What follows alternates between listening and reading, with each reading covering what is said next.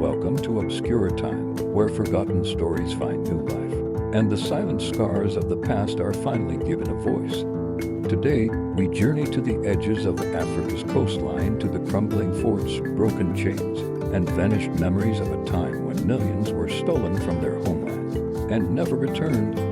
This is the story of Africa's slave ports, the gates of no return, the places where the transatlantic slave trade was made real, and the tragic truth that many of these places are now neglected, fading, and disappearing. Let's begin in the 15th century. As European ships began docking along the West African coast, a dark partnership was formed, one that would forever change the continent. From Senegal to Angola, hundreds of slave ports, castles, and trading posts were built by the Portuguese, Dutch, British, French, and others. These were not simple docks.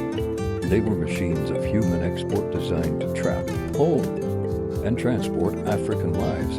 At Elmina Castle, in present-day Ghana, built by the Portuguese in 1482, thousands of captives were held in airless dungeons, stacked on top of one another. There was no sunlight, no water, only fear, and the stench of death above them. European officers dined and drank below. African men, women, and children awaited ships that would carry them across the Atlantic. Many would not survive.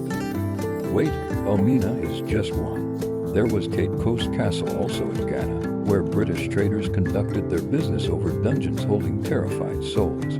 Whydah and Benin, where captives were marched through the tree of forgetfulness in spiritual preparation for their erasure.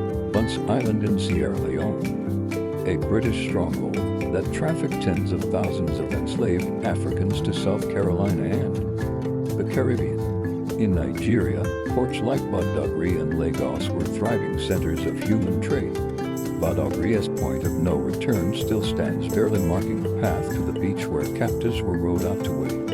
Enslaved ships, these places were ground zero for centuries of pain. Each site holds stories. Each stone once echoed with screams. Each ocean breeze still carries memories. But here is the tragedy no one talks about. Many of these slave ports are now forgotten, decaying, and protected, and in some cases, deliberately erased. Some castles have become tourist spots, sanitized and softened, gift shops where dungeons once held. The dying elsewhere, concrete and construction bury history beneath hotels, parking lots, or government buildings. In Whydah, once the busiest slave port in West Africa, the remnants of the trade are scattered underfunded museums, few records, and fading artifacts. At Bunce Island, erosion threatens to wipe it out completely. In Badagry, the sacred trail walked by captives is being overtaken by modern development. In some cases, locals have never even been told what happened there.